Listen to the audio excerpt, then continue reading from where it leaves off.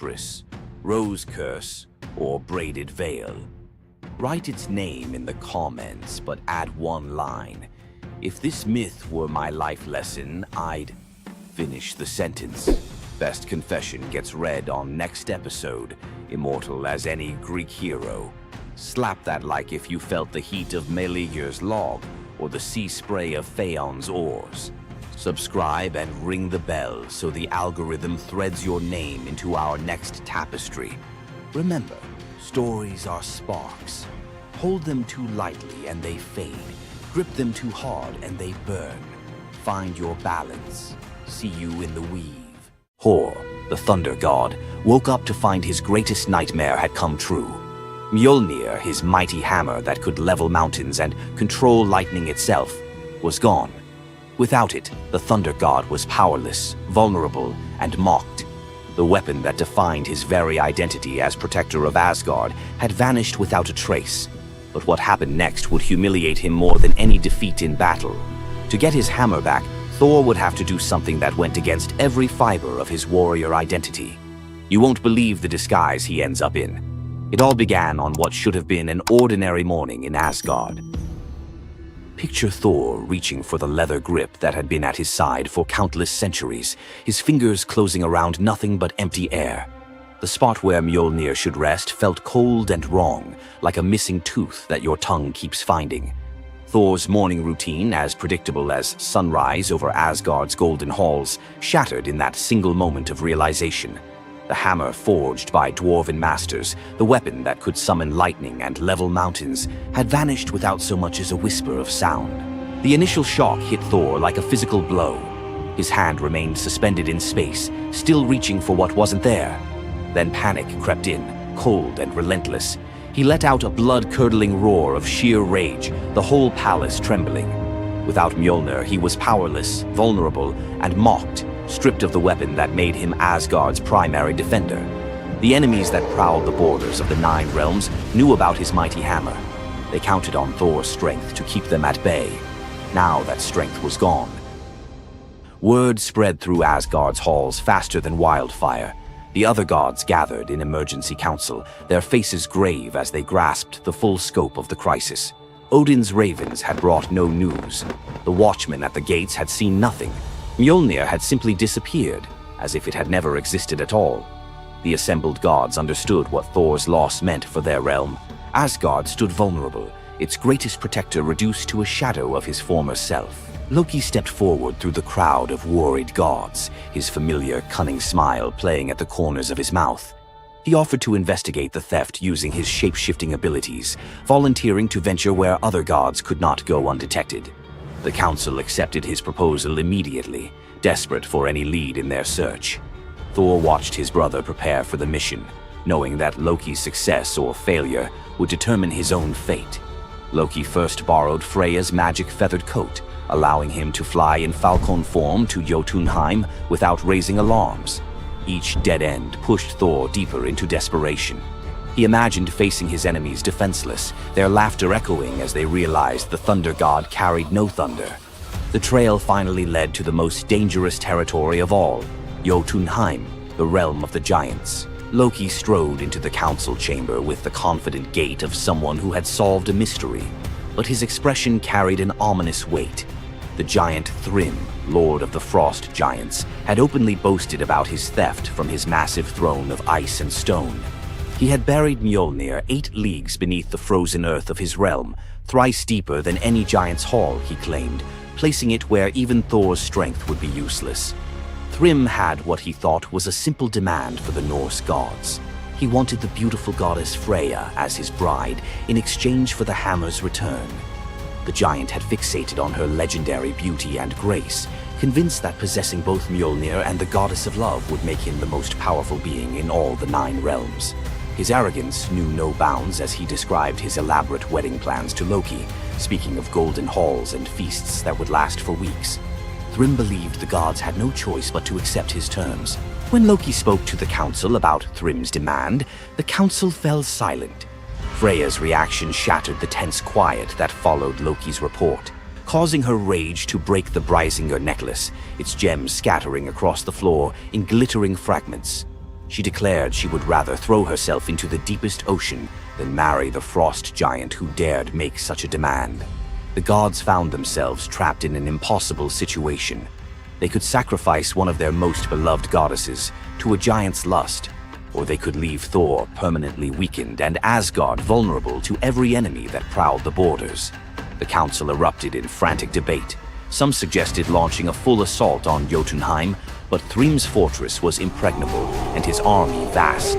Others proposed trickery or negotiation, but every path led to either devastating war or humiliating surrender. Heimdall, the far-seeing guardian who watched over the Rainbow Bridge, had remained silent throughout the heated discussions. When he finally spoke, his words stopped every conversation in the hall. His suggestion was so outrageous, so completely unthinkable, that even Loki's jaw dropped open in shock. The gods stared at Heimdall as if he had lost his mind, but they were out of other options. What he proposed, however, would challenge everything Thor stood for as a warrior. Heimdall's words hung in the air like a challenge to the very foundations of Norse honor. The far-seeing god had suggested that Thor disguise himself as a bride and infiltrate Thrym's wedding feast to recover Mjolnir. He spoke with calm authority, tie housewife's keys about his waist, and pin bridal jewels upon his breast. The idea was so fundamentally opposed to Norse concepts of masculine honor that Thor's initial response shook the very walls of Asgard. He declared the plan preposterous and swore he would never hear the end of it if word spread that the Thunder God had dressed as a woman. The assembled gods watched in tense silence as their mightiest protector wrestled with a challenge that could not be solved through brute force or lightning strikes. They had already considered launching a full assault on Jotunheim, but Thrym's fortress was impregnable and his army vast. No other choice remained. Thor paced the hall like a caged wolf, his massive fists clenched as he grappled with the impossible choice between his warrior's pride and his duty to protect Asgard. Every instinct in his body rebelled against the idea of abandoning his identity as a fearsome warrior to play the role of a delicate bride.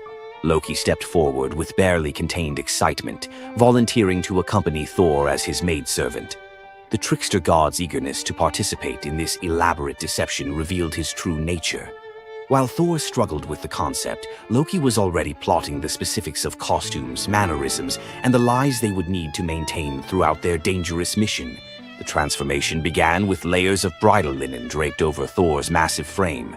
Servants brought forth delicate jewelry, housewife's keys that symbolized domestic authority, and a dainty hood for his head. Finally came the precious necklace of Brisingr. Each item added to the disguise felt like another blow to Thor's warrior identity. When he finally looked at his reflection, the god of thunder saw an unconvincing bride staring back at him. Thor finally accepted the plan because no alternative existed. The unlikely pair prepared to set off for enemy territory, where their deception would face its ultimate test among giants, eager to celebrate their lord's triumph. The great hall of Thrym's fortress buzzed with excitement as giants gathered to witness their lord's marriage to the most beautiful goddess in all the 9 realms. Thor sat at the high table in his bridal disguise, surrounded by massive frost giants who raised their drinking horns in celebration. The feast spread before them displayed the giants' wealth and power. Roasted oxen filled enormous platters, fresh salmon gleamed on silver dishes, and barrels of mead stood ready to fuel the night's festivities. Thor's legendary appetite struck like a thunderbolt. He polished off an ox and ate whole salmon in moments, tearing through the meat as if he hadn't eaten in weeks. 3 measures of mead vanished as quickly as if someone had poured them into a bottomless pit. The assembled giants watched in stunned silence as the delicate bride consumed more food than most warriors could handle. Thrym's eyes narrowed with growing suspicion. This goddess ate like a battle-hardened warrior, returning from a long campaign, not like the refined Freya he expected to marry. Loki stepped forward with the smooth confidence of a master storyteller. He spun a tale about Freya's 8-day fast in eager anticipation of reaching Jotunheim and marrying the mighty Thrym. The explanation painted a picture of a lovesick goddess, so excited about her wedding that she had refused all food during her journey.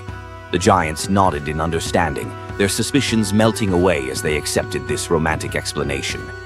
Thrym felt honored by such devotion and relaxed completely. his doubts vanishing. Beneath his bridal veil, Thor's rage simmered like molten metal ready to explode. Every moment at the feast brought new challenges as he struggled to maintain feminine mannerisms while surrounded by his enemies.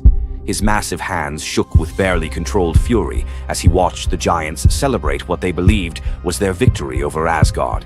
The critical moment finally arrived. Thrym commanded his servants to bring Mjolnir forth, the very moment Thor had trained his eyes on since dawn. The servants placed the legendary weapon before the disguised bride as part of the traditional ceremony. Thor's fingers closed around Mjolnir's familiar handle, and lightning immediately crackled through the hall. He ripped away his bridal veil and roared his true identity to the shocked giants. Thrym's eyes widened in terror as he realized the bride he had been celebrating was actually the god of thunder himself. Thor swung Mjolnir, killing Thrym instantly after crushing his skull with Mjolnir, then turned on the assembled giants, and even the pleading giantess met Mjolnir's crack before the hall fell silent. The theft that had begun with arrogance ended in complete destruction. This tale reveals how even the mightiest heroes must sometimes sacrifice their pride to protect what matters most. Back in Asgard, the Aesir never spoke of the bearded bride again, though a few still hide a smirk when Thor raises Mjolnir. And we end this story with a very valuable lesson. Never steal Thor's hammer. And if you're going to, don't make him dress like a woman.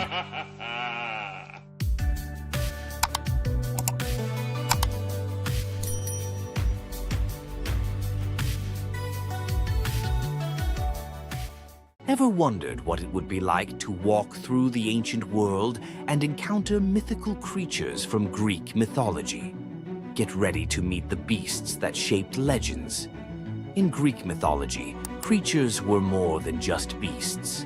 They were symbols of the forces of nature, God's will, and humanity's struggle with the unknown. From the terrifying Minotaur lurking in the labyrinth to the mesmerizing sirens luring sailors to their doom, these creatures were as captivating as they were dangerous. The mighty Hydra, with its multiple heads that regrew each time they were cut off, was a symbol of unstoppable power. The Cerberus, the three-headed dog guarding the gates of the underworld, represented the barrier between life and death. But not all mythical creatures were monsters. The graceful Pegasus, a winged horse born from the blood of Medusa, symbolizes freedom and the pursuit of the heavens. These creatures still live on in our stories, haunting the shadows of ancient Greece and whispering through the winds of time. Which Greek mythological creature fascinates you the most? Share your thoughts and don't forget to subscribe for more legendary tales from Greek mythology. You thought fairy tales were magical. Think again. The real origins of these classic tales are disturbing, gruesome, and filled with horror. Many of these stories have been sanitized for modern audiences, but their original versions were filled with betrayal, curses, and brutal consequences. From Pinocchio's horrifying fate to the true story of Bluebeard, let's dive into the darker side of fairy tales that history tried to erase. Fairy tales weren't always about happily ever after. Many of them were cautionary tales, warning of real dangers, human cruelty, and supernatural horrors. One, the original Pinocchio, a gruesome fate. Before Disney made him a lovable puppet, Carlo Collodi's original Pinocchio was a terrifying little troublemaker. Instead of learning his lesson, he was hanged from a tree by a group of bandits, left to suffocate as a punishment for his misdeeds. 2. Bluebeard, the serial killer's tale. Bluebeard was not a misunderstood nobleman. He was a full-blown serial killer. In Charles Perrault's version, Bluebeard marries multiple women and forbids them from entering one locked room. When his latest wife disobeys, she discovers the corpses of his past wives hanging from hooks. He nearly kills her too, but she's saved at the last second by her brothers. Some believe this gruesome tale was inspired by real-life figures like Gilles de Rais, a nobleman convicted of horrific crimes. 3. The Pied Piper, a tale of mass disappearance. The Pied Piper of Hamelin was not just about a man who played music to lead away rats. He also took the children. In some versions, the town refuses to pay him for his services, so he takes revenge by luring all of their children into a cave, where they are never seen again. Historians believe this could be based on a real event, where an entire group of children from Hamelin mysteriously vanished in the Middle Ages. 4. Rumpelstiltskin, a vengeful trickster. In the original versions of Rumpelstiltskin, when the young queen guesses his name, he doesn't just leave. He flies into a rage so intense that he tears himself in half. In some versions, he stomps on the ground in fury, falling into a pit and disappearing forever. His obsession with taking the queen's child has led some to believe he wasn't just a trickster, but something far darker. 5. The Robber Bridegroom, a wedding night nightmare. This lesser-known grim tale tells the story of a young woman forced to marry a wealthy man. Suspicious of her husband-to-be, she follows him to his home, only to discover that he and his band of robbers murder and eat women. She watches in horror as they butcher a young girl, cutting her into pieces. Luckily, she escapes and exposes them, leading to their execution. 6. The Juniper Tree, a tale of cannibalism and revenge. One of the most horrifying grim fairy tales, The Juniper Tree tells of a stepmother who decapitates her stepson, cooks his body, and feeds it to his unsuspecting father. The boy's sister buries his bones under a juniper tree, and from the tree the boy returns as a vengeful spirit, transforming into a bird and dropping a millstone on his stepmother, crushing her to death. 7. The Girl Without Hands, a story of betrayal and survival. In this disturbing fairy tale, a poor man accidentally sells his daughter to the devil in exchange for wealth. When she resists the devil's temptations, her own father chops off her hands to fulfill the bargain. Eventually, she escapes, gains magical silver hands, and finds a happier fate, but not before enduring unimaginable suffering. Why were these stories so disturbing? Fairy tales weren't just for children. They were warnings, morality lessons, and sometimes outright horror stories meant to instill fear and obedience. Over time, many of them were altered, softened, or rewritten to make them more acceptable. Which of these dark fairy tales shocked you the most?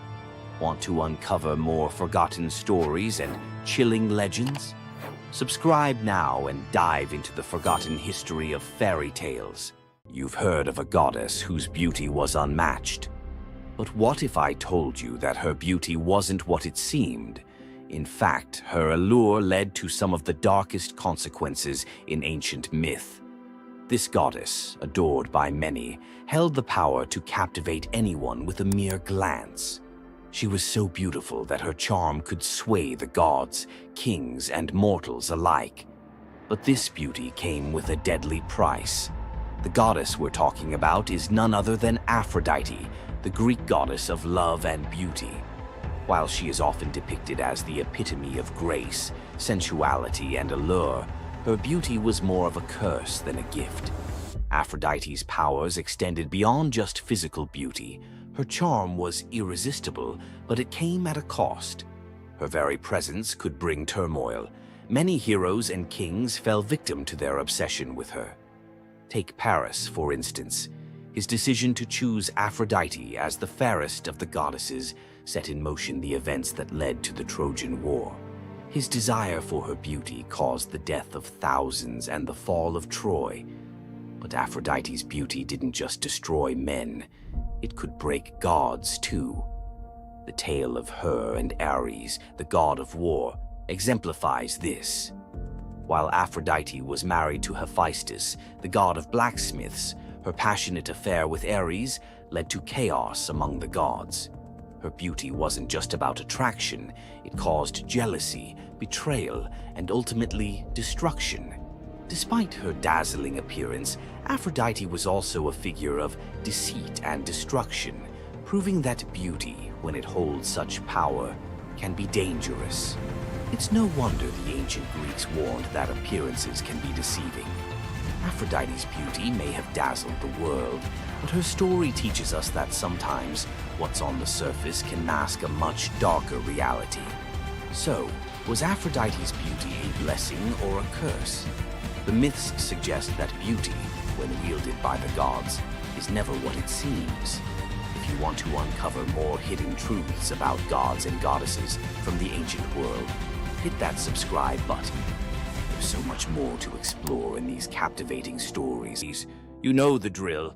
Tonight we flip the script. Some little-known tales where wit, nerve, or kindness earn outright miracles. Glass number 1 holds a bronze serpent coiled around a sprig of green, and a boy who literally came back sweeter than honey. Knossos in Midsummer smells of rosemary, sea salt, and beeswax. While the court argued harvest taxes, young Glaucus chased a bright blue lizard past the kitchens through a corridor stacked with amphorae of fermenting honey, and, because small boys fit where gods do not, straight down a ladder into the palace cellars. Down there, the air was syrup thick. Glaucus peered into a half-open jar, hoping to see the lizard's tail.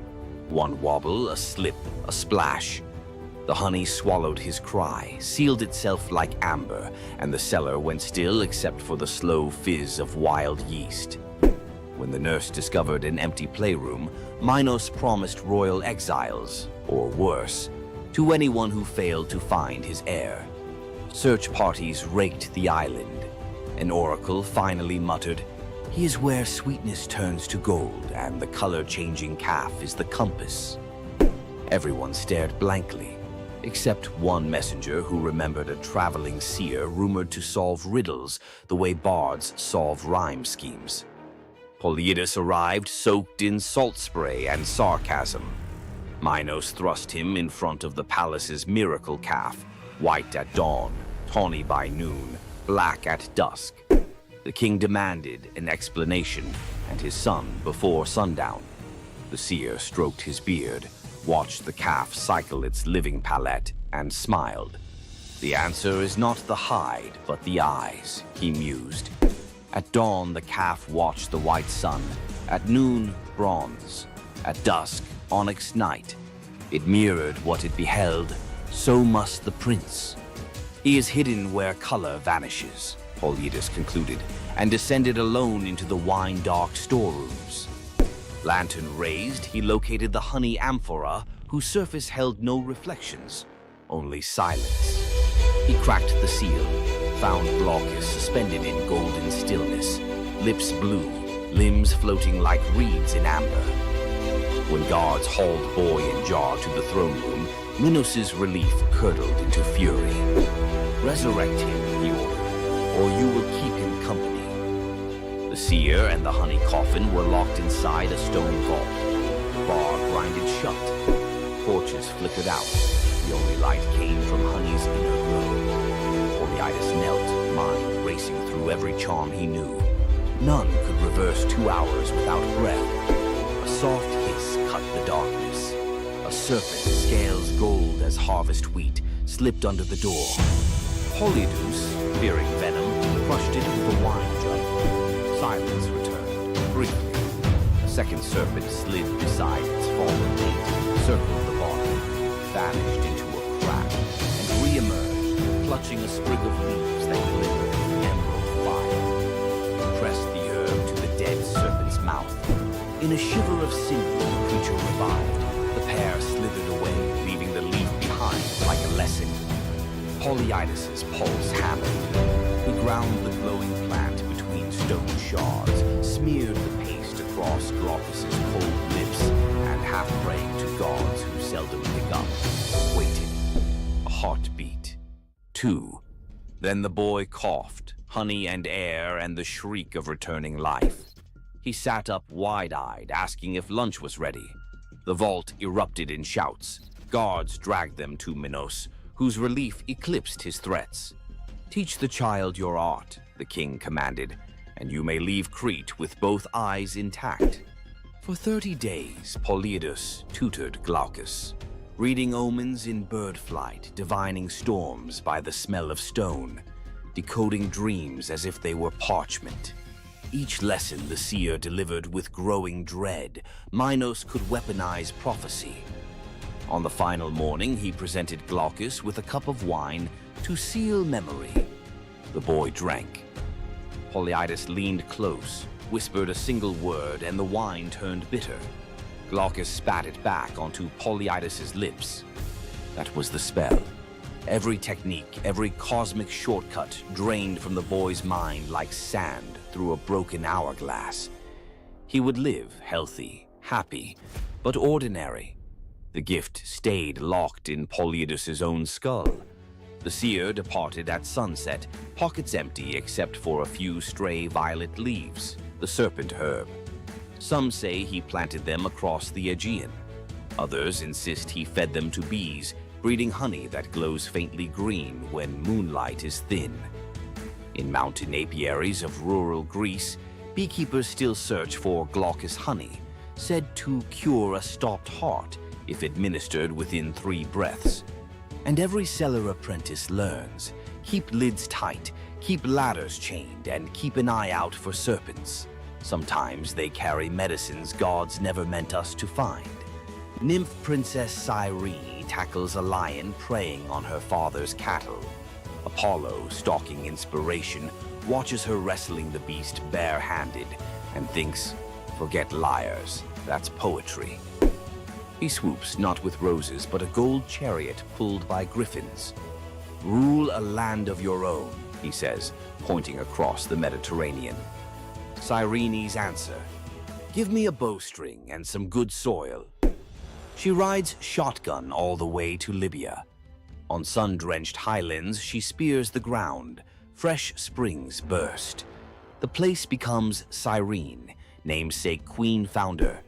Apollo immortalizes her as a long-lived nymph.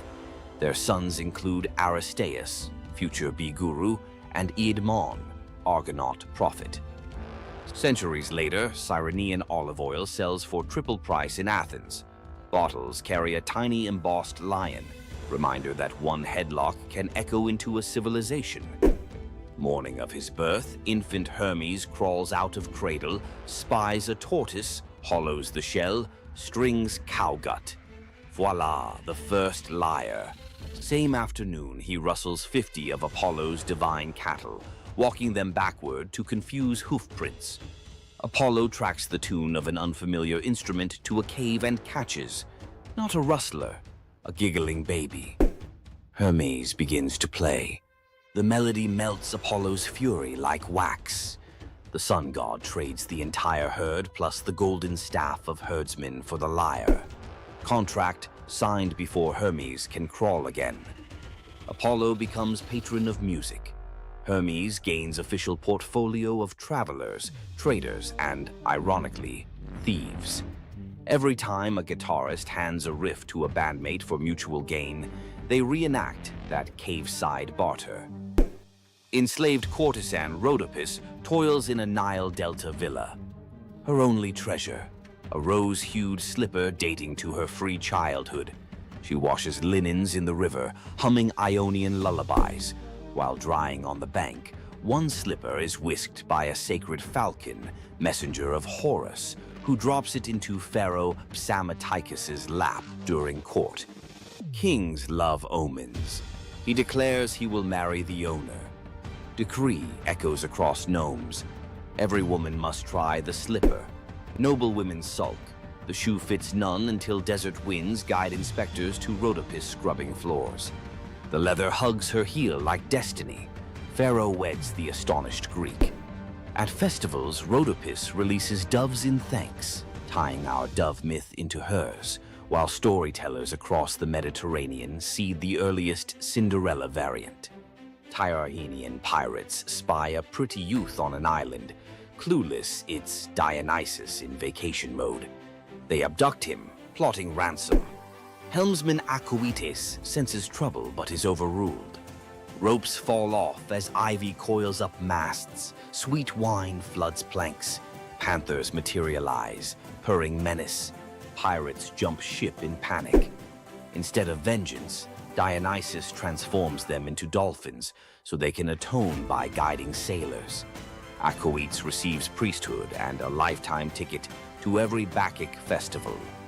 Mediterranean fishermen still toss libations overboard for the merry sailors, believing every dolphin escort is a pirate making cosmic amends. On a Boeotian hillside, twin princes Amphion and Zethus debate destiny.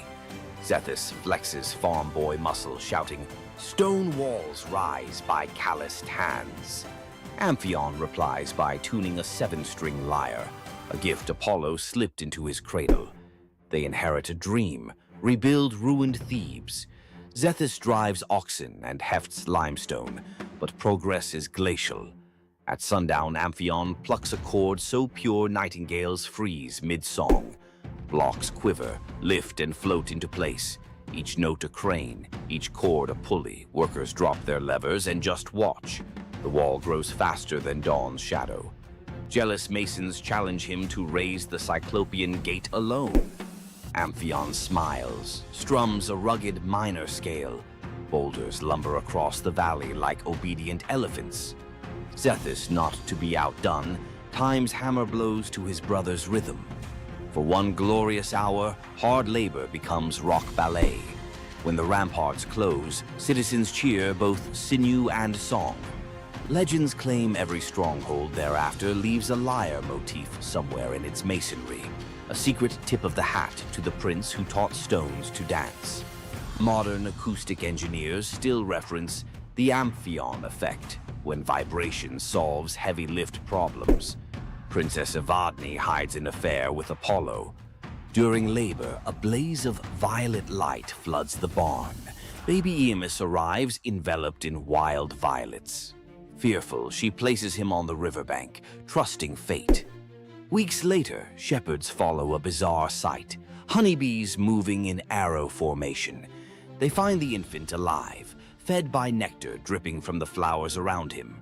The shepherd who lifts the child hears a voice inside his skull. "Raise me, I'll repay you in answers." At adolescence, Apollo calls Iamus to Olympia's sacred grove. The god lays out 2 golden bowls, memory and forgetting, telling him to sip both. First bowl grants recall of every secret root in earth. Second erases the fear of sharing that knowledge. Iamus founds a bloodline of oracles, famed for perfect attendance records at Delphi and Olympia. Even today, locals say a self-sown violet patch near the Alpheus River blooms out of season before big sporting events, Apollo's subtle wink that a prophecy ticket is about to drop. Young healer Melampus saves 2 baby snakes from a plow blade. Nights later, they slither onto his pillow and lick his ears with herbal-coated tongues. He bolts upright, to a cacophony that suddenly makes sense. Sparrows gossip, ants debate tunnel routes, sheep rehearse lullabies. King Proteus's daughters are struck with goat hallucinations, stampeding through Argos. Melampus eavesdrops on an oak tree, chuckling with a raven. A draught of hellebore in river foam will still their frenzy. He brews it. 1 sip and royal sanity snaps back. Kingdom cheers. Fee time. Melampus wants 1/3 of the realm. Proetus balks until the cattle low in perfect Greek. He's worth it. Impossible to refuse a bovine referendum. Territory ceded. For generations, Argive herders prop a wooden ear in new barns, a reminder that real leadership might start with understanding what even a beetle has to say. Priest King Aeneas hosts Dionysus and Apollo at a midsummer feast. In gratitude, the gods bless his 3 daughters, Oeno, Spermo, Elais, with hand gestures that turn objects into wine, grain, and oil. Years later, the Achaean armada, en route to Troy anchors at Delos, supplies dangerously low.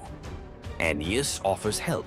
The daughters flick wrists, and the beach is suddenly a farmer's market. Agamemnon plots to kidnap the miracle caterers for a 10-year war buffet. Dionysus intervenes. With a grape leaf touch, he turns the sisters into doves. Free to fly anywhere, grain, oil, and wine are prayers waiting to be answered. Delian festivals still release 3 white doves at dawn over picnic blankets. Fishermen swear the birds guide them to shoals fat with fish.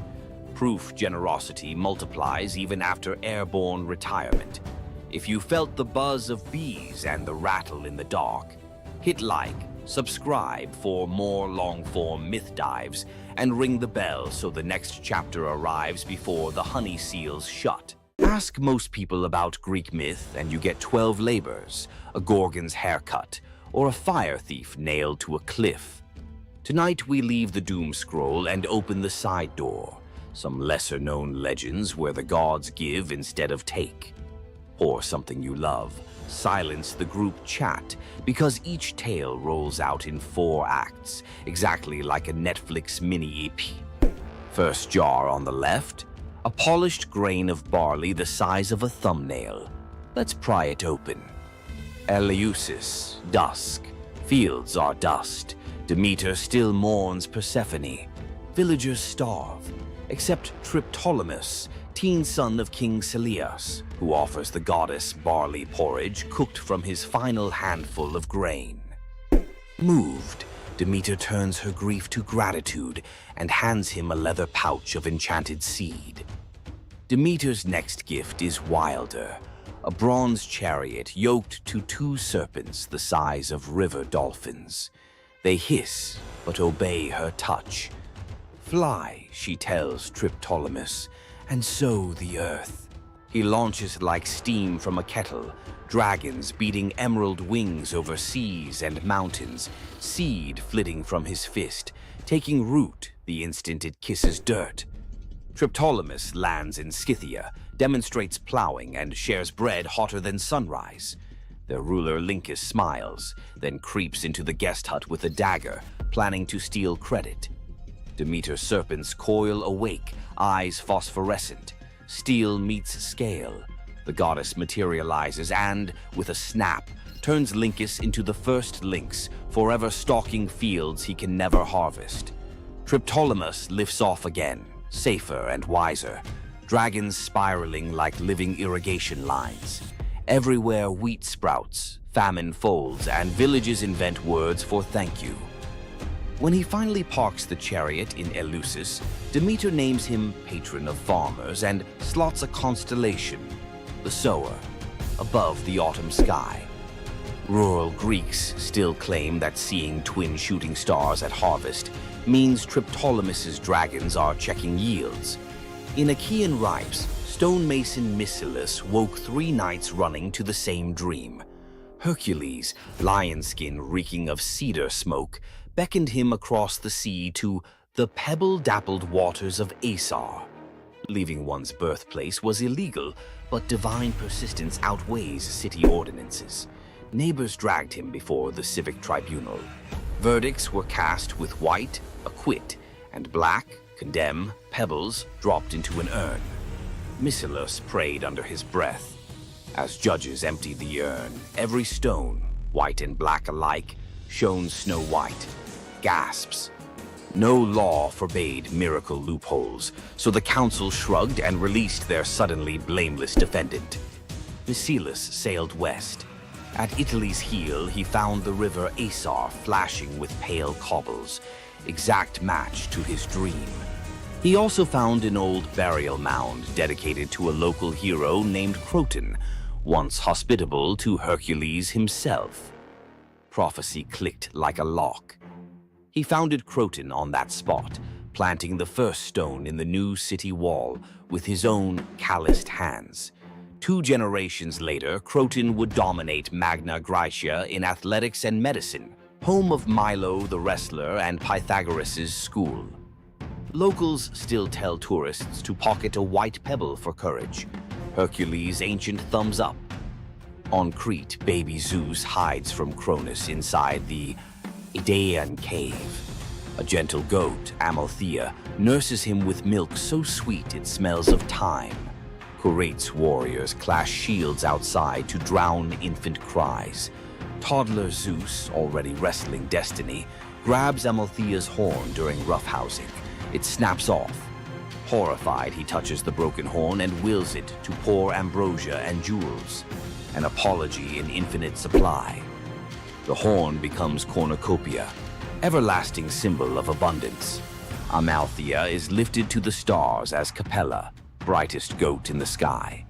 Every harvest festival, Greeks tip wine from a horn-shaped rhyton, so the cave child remembers. The practice survives today in the very shape of Thanksgiving centerpieces, because one young god learned that breaking something you love can birth generosity that never runs dry. Argos prepares a grand procession to Hera's temple 6 miles away.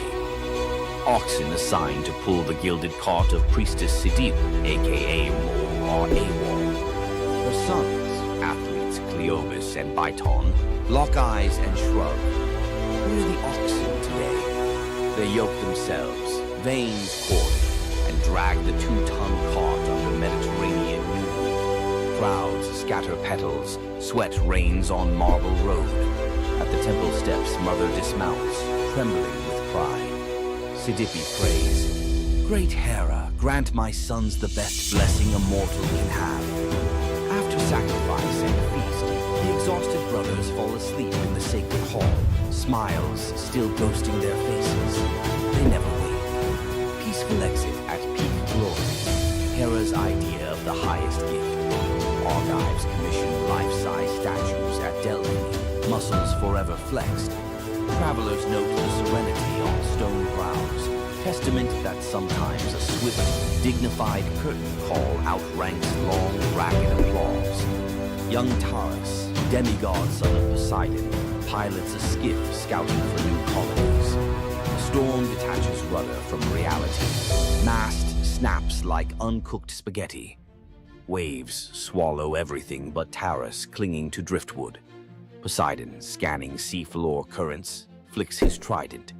A dolphin larger than a rowboat rockets upward, scoops Taras, and planes across the wine-dark sea like a living surfboard.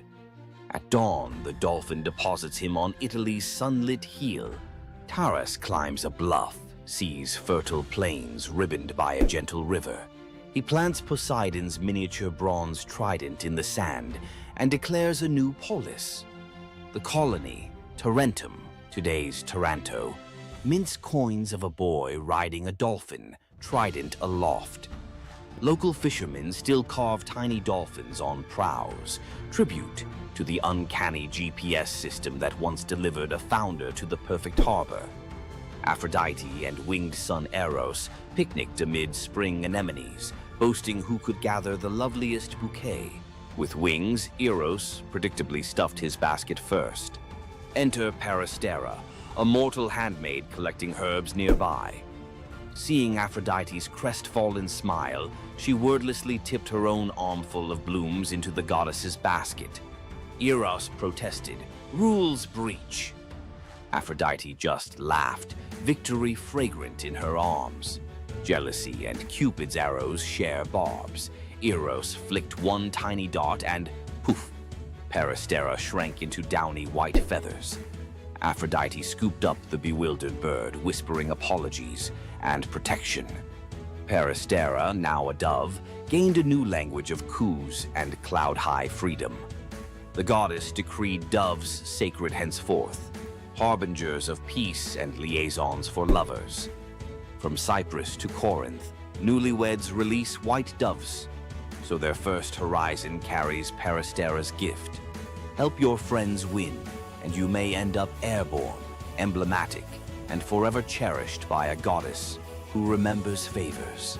Cretan teenager Epimenides entered a cave seeking a stray lamb. Cool air lulled him into a nap on soft moss.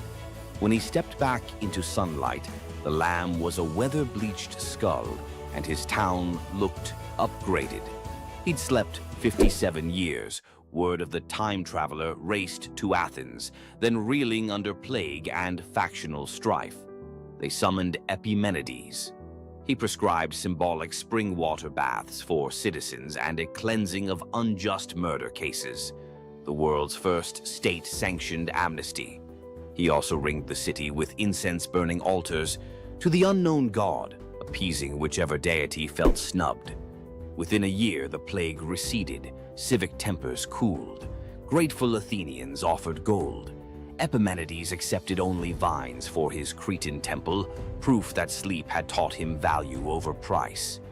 Legends credit him with tweaking the Greek lunar calendar and penning riddling prophecies. Even today, Cretan shepherds warn drowsy companions. Nap too long in a sacred cave, you'll wake up a consultant. Aristaeus, son of Apollo and huntress Cyrene, loved tinkering. Olives here, cheese there. When shepherds complained of wild honey going rancid, Aristaeus studied bees like living alchemy. Nymph tutors taught smoke calming and linen veils. Soon, Aristaeus produced honey rumored to heal fevers. Even Olympians craved his combs. One blistering summer, disease wiped out his hives. Desperate, he consulted shape-shifting Proteus, who advised a strange remedy. Sacrifice 4 bulls and leave their carcasses sealed. From decay rose new swarms, robust and disease-proof. The mythical origin of begonia, or bee birth. Greek farmers copied the ritual symbolically with perfumed ox hides draped over empty hives at spring equinox. Aristaeus planted thyme to flavor future honey, invented the first clay smoker, and dedicated his success to the seasonal Etesian winds, ensuring cool breezes helped the bees cap wax perfectly. Modern beekeepers in Greece still call a sudden helpful wind Aristaeus's breath. Zeus and Hermes, disguised as dusty travelers, canvassed a Phrygian village for lodging. Gold door mansions slammed shut. Only an aged, poor couple, Baucis and Philemon, welcomed them into a mud brick hut. They served cabbage soup, pork scraps, and local wine. Mid-pour, Baucis noticed the jug stayed full. Eyes widened. Guests revealed divine light. The couple's first instinct? Ask the gods to spare their nasty neighbors if possible. Mercy before schadenfreude, classy. The village morphed into a marsh. The hut blossomed into marble columns. Zeus offered any reward. They chose to be temple keepers and to die together. Years later, as breath slowed, bark crept over their skin. Philemon an oak, Baucis a linden, branches intertwined over the temple forecourt. Travelers claim the twin trunks still rustle blessings on strangers who share food with drifters. Local children leave tiny cups of soup under the roots, because kindness apparently scales from hut to eternity tree. From marble votes that rewrite destiny to bees reborn in golden sunlight, tonight's legends hum one chord. Generosity, of spirit, of risk, of welcome, catches the gods' attention faster than any heroic flex. Drop a comment naming the myth that lit you up and tell us how you'd translate its core gift into today's life. Food bank pop-ups, urban beehives, pop-up nappies. Best idea gets animated into next episode's intro, your username in ancient Greek graffiti. If tonight rekindled your sense that the universe sometimes rewards the generous, like the video, subscribe for more secret corridors of myth and tap the bell so the algorithm's dolphin swims our next story straight to you. Until then, keep a white pebble in your pocket, a spare bouquet for a stranger, and an ear attuned to wind that maybe, just maybe, started in a very old apiary. Imagine being one of the greatest hunters in the world, known for your unmatched speed and skill. But despite all your abilities, your destiny is determined by a simple golden apple. Let me tell you the tragic tale of Atalanta, the huntress who couldn't escape her fate. Atalanta was abandoned at birth by her father, Zeus, who didn't want a daughter.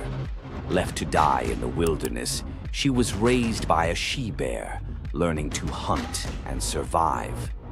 As she grew, Atalanta became a legendary warrior, her skills in hunting unmatched. But no matter how great she became, she could never escape one thing, her prophecy. A prophecy foretold that Atalanta would only marry a man who could outrun her in a race. As the years went by, many suitors came, eager to win her hand. But Atalanta, fiercely independent, defeated them all. Her speed was unbeatable, and no man could match her skill. Then came Meleager, a brave hero who had heard of Atalanta's strength and beauty. Unlike the others, he didn't boast about his abilities. Instead, he came prepared with a plan. Meleager, knowing Atalanta's curse, asked the goddess Aphrodite for help. She granted him 3 golden apples, which he used to distract Atalanta during their race. As Atalanta raced ahead, confident of her victory, Meleager tossed the apples one by one in her path. The golden apples were so beautiful, they distracted Atalanta just enough to slow her down. In the end, Meleager won the race, and Atalanta was forced to marry him, despite her reluctance to give up her independence. But the story doesn't end in happiness. Atalanta and Meleager's marriage was plagued with regret. Atalanta, still driven by her need for freedom, felt trapped by the very love she couldn't escape. And in the end, Meleager, whose destiny was also marked by the gods, tragically died before she could ever truly be free. Atalanta's story is a tale of love, fate, and the clash between personal destiny and desire. Despite her unmatched strength and independence, her fate was sealed by love, and her story remains a tragic reminder of how even the most powerful can be brought down by what they cannot control. If Atalanta's bittersweet story of fate and love left you in awe, subscribe for more untold Greek myths and the heroes who shaped the ancient world. Imagine having a wish so powerful that everything you touch turns to gold. Sounds like a dream, right? But for King Midas, this dream turned into a nightmare. Let's dive into his tragic story. Once upon a time, King Midas ruled over a prosperous kingdom known for his wealth and opulence. But Midas wasn't just content with riches. He wanted more. He wished for the ability to turn anything he touched into gold. One day, the god Dionysus appeared before him and, impressed by Midas's devotion, granted him the wish. At first, Midas was overjoyed. Everything he touched, his food, his treasures, his furniture, transformed into gold. His wealth grew beyond imagination, and his joy knew no bounds. But soon, Midas realized the curse of his wish. He touched a rose, gold. He touched his food, gold. Desperate for a meal, he tried to drink water, gold. In horror, Midas realized that even his daughter, whom he loved dearly, turned into a lifeless golden statue when he touched her. Furious with the consequences of his greed, Midas begged Dionysus for mercy. The god, seeing the king's suffering, told him to wash in the river Pactolus. And in that moment, Midas's golden touch was taken away. The river's waters, now imbued with Midas's curse, carried gold downstream, forever tainting the land. King Midas's story is a reminder that greed often blinds us to the consequences of our desires. His once prized gift became his greatest curse, teaching us that not all treasures are worth the price. If King Midas's tale of power and greed left you thinking, make sure to subscribe for more epic Greek myths and their timeless lessons. Stay tuned for more stories of fate, love, and the gods' wrath. Loki's punishment was brutal. Bound deep within a cavern, his body lashed to 3 jagged rocks with the entrails of his own son. Above him, a serpent hung poised, venom dripping relentlessly onto his exposed skin. This scene, drawn from the poetic Edda and the prose Edda, became a symbol of both divine vengeance and suffering that echoed through Norse legend. But the gods never counted on one presence: Sigyn, Loki's faithful wife. Her hands trembled as she knelt beside him, catching each drop of poison before it could sear his flesh. Her quiet devotion became a fragile shield against the god's wrath. Why did she choose loyalty over escape? The answer reveals a truth about love that endures even when the world itself seems lost to darkness. Yet before the cavern, before the venom and the silence, there was a betrayal that shook the heart of Asgard. Balder was the light of Asgard, cherished by gods and mortals alike. His laughter filled the halls, a warmth that even the golden apples of Idun could not rival. When ominous dreams began to trouble him, his mother Frigg, desperate to protect her son, secured oaths from every creature and object in existence never to harm him. All, that is, except the mistletoe, too slight, too innocent to warrant suspicion. Loki saw opportunity in what others dismissed.